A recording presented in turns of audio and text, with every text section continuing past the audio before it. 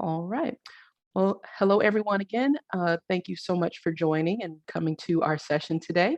Welcome to the Your Major Abroad series. I'm Crystal Williams, the Assistant Director of the UIC Study Abroad Office, and today we're going to do a study abroad overview for students in the College of Urban Planning and Public Affairs. So, of course, if you're in CUPPA. So let's go ahead and get started. For our agenda today, we're going to discuss why you should study abroad, what the benefits are for CUPPA students, where you can study abroad, what types of programs you can do, what the academic differences abroad might be. We'll talk about internships, service learning, research abroad opportunities. We'll go over the application process, talk about funding resources, give a few stories from our alumni, and we'll also have just a few discussions of next steps. So let's go ahead and do a little bit of an activity before we get started. So it's just a few of you all here. If you want to come off mute, if you want to, put some things in the chat. We're again a small group, so I'm happy to interface with you all. But we're going to do a big thumbs up event. So I want you all to just kind of find your reaction button there. And for each question that I ask, please put a thumbs up if that applies to you. So, have you ever traveled abroad? All right, we got one thumb. Awesome. Do you speak a language other than English? Okay, no thumbs, no problem. All right, do you feel strongly about a major global issue? All right. Hey, I got a die. All right, so three thumbs, awesome. You want to gain new perspectives? All right, we're just keeping thumbs up, awesome. And you want to participate in opportunities such as internships, research, or service learning? All right, we got two thumbs left. All right. Oh, another thumb popped up. Okay. And do you enjoy interacting with others from diverse backgrounds? Awesome. All three thumbs. Well, if you put thumbs up to any of these items, of course, this just means that you want to study abroad. So let's just talk about why you should study abroad. So there are many different reasons as to why you should study abroad, but here are just three reasons. Of course, there are personal benefits to studying abroad, such as increased self-confidence or being able to discover new interests and passions. You also would be able to receive professional benefits as well as you gain transferable skills and you're able to expand your professional network. And of course, there are academic benefits as well because you'll be earning UIC credit while you are living and studying in another country. And of course, adding that international dimension to your educational degree. So, what are the specific benefits for CUPPA students? Well, for CUPPA students, you'll be able to enhance your perspective by placing domestic issues and experiences within an international context. You'll also be able to engage with other societies where cultural, political, and academic perspectives differ from the US. And of course, you'll be able to also experience comparative analyses of major urban cities and policies. So we have a quote from one of our students who's a study abroad alum, who was also a public policy major.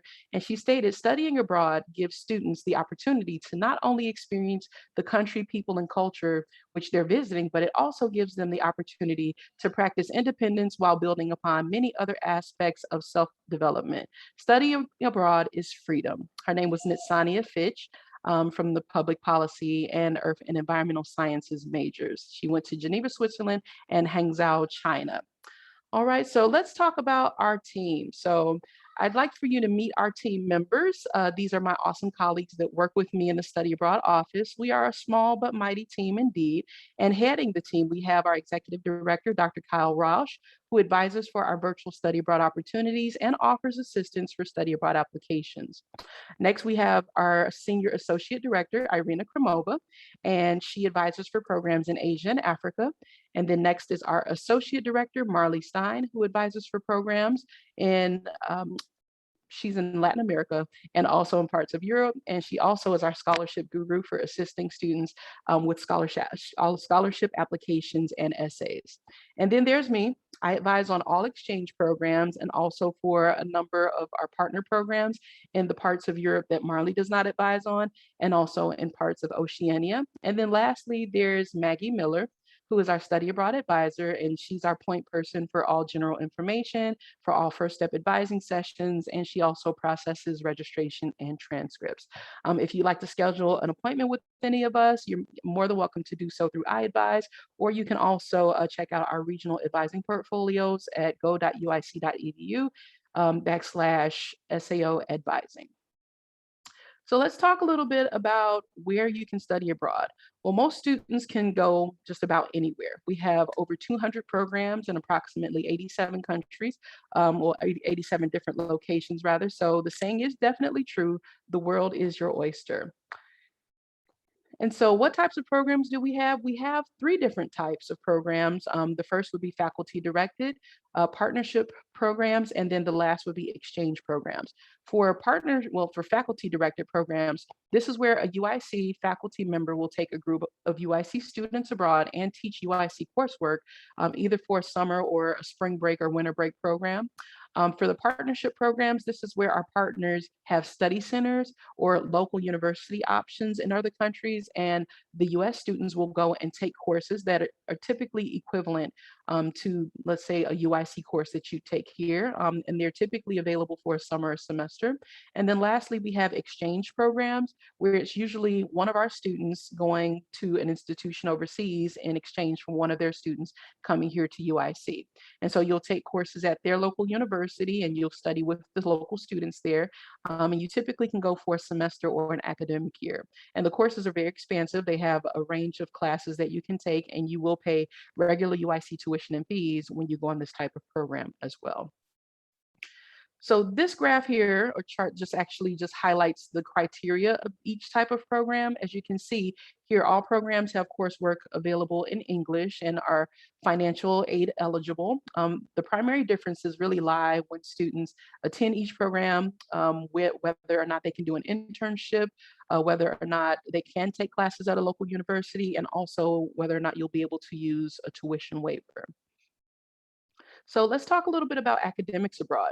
When you study abroad, you'll be able to earn UIC credit that counts towards your UIC GPA and graduation requirements.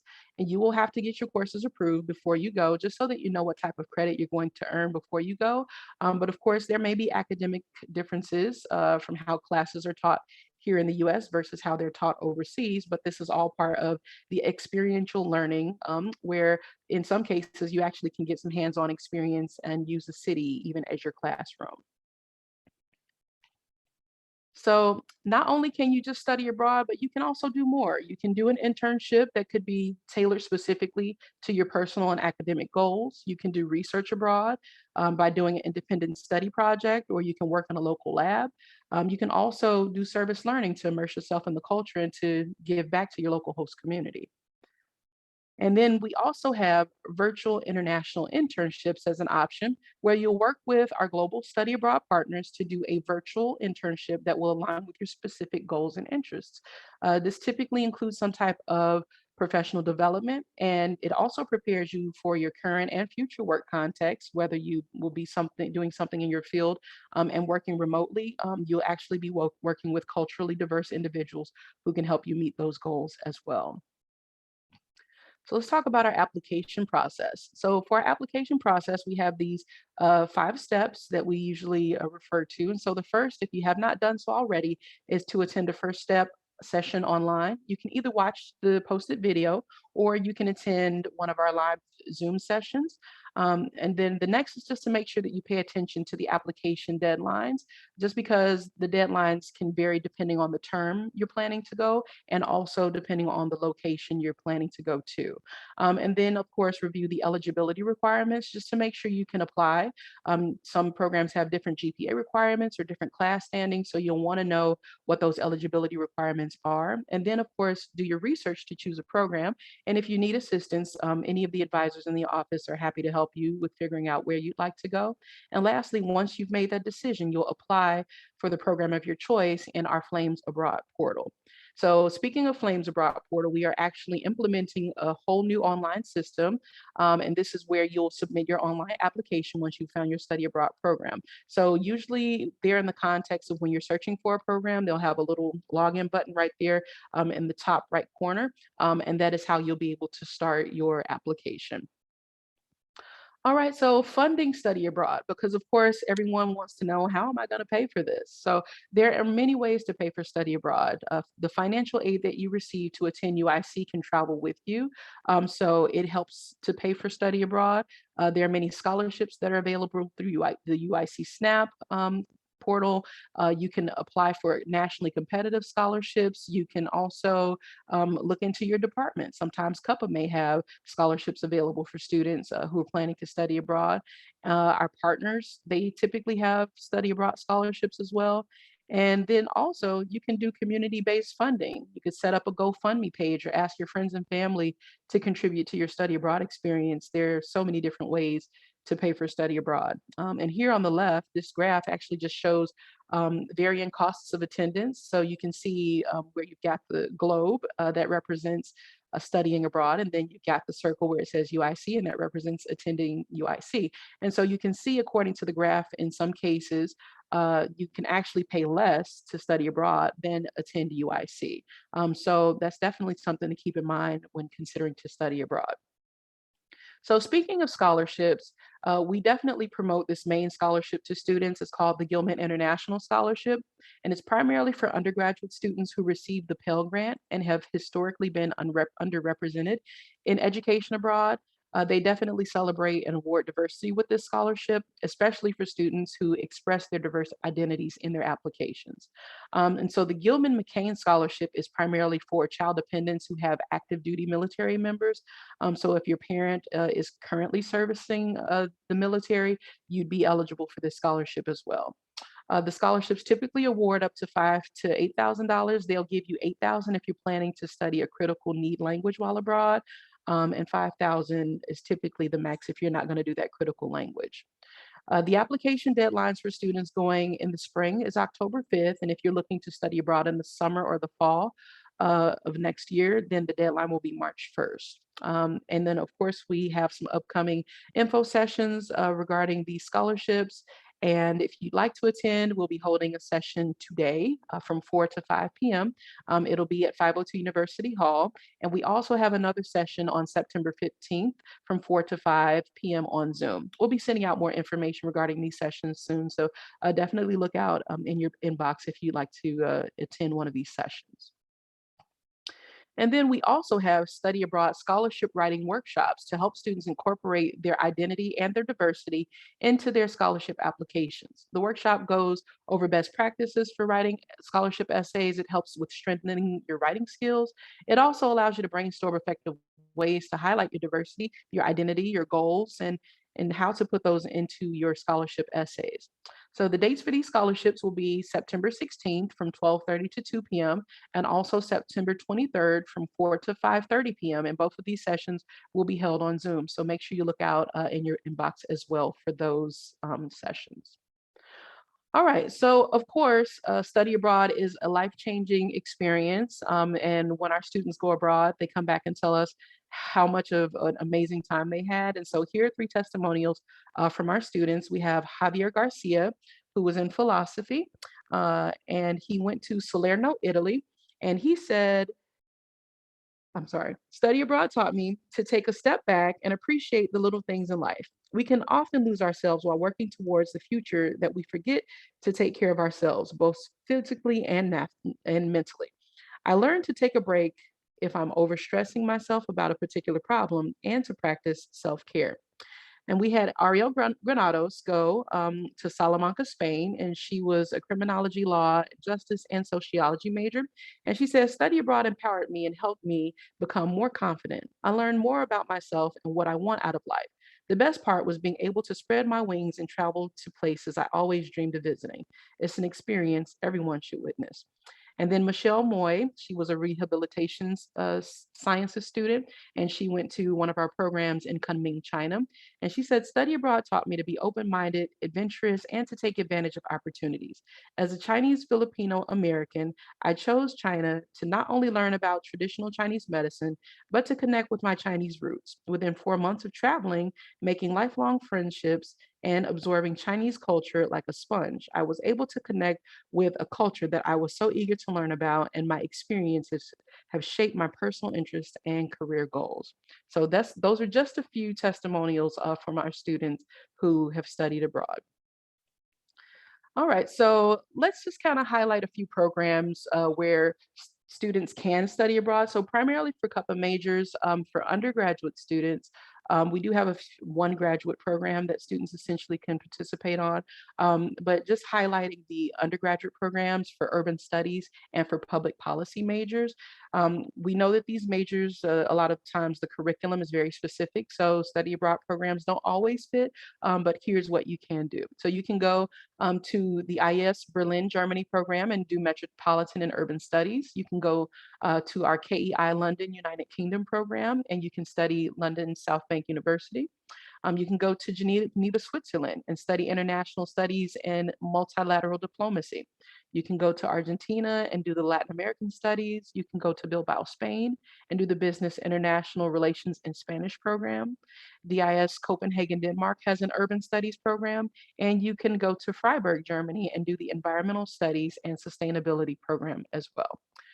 And we also have some exchange programs to highlight. So these again would be primarily for our CUPPA students to do, and they do have a range of coursework that is available for you. And also for some of the graduate students, if any of you all are graduate students on the line as well. So you can go to Ireland and study at the National University of Ireland in Galway. You can go to Switzerland and do the Lucerne University of Applied Sciences and Arts. And you can also do a Toulouse, France program at the École Nationale Supérieure d'Architecture. Don't know if I said that right. I don't speak French, but hopefully that was the correct way to pronounce that. So, in terms of next steps, if you are interested in studying abroad, if you have not done so already, make sure that you apply for a passport. The U.S. Department of State says that their processing times are typically taking about 4.5 months, about up to 18 weeks. So, if you're looking to go in the spring, definitely apply for your passport today. And then speak with your academic advisor, see how this could possibly fit into your academic career and overall goals for graduation, and also attend a first step session if you haven't done so.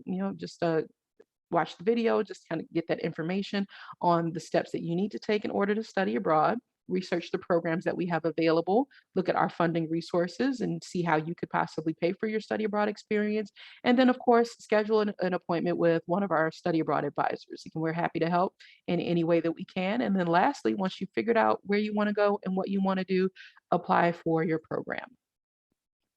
All right, so we'll open it up for questions, but these are ways that you can get in touch with us. Of course, send us an email at sao@uic.edu. You can visit us on our webpage at studyabroad.uic.edu. You can follow us on Instagram at UIC Abroad.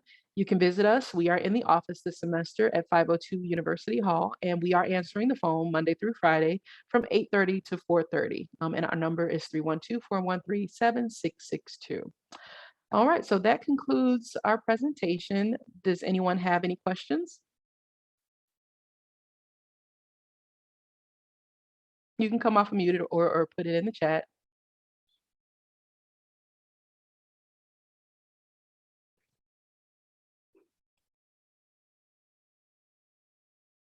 No questions?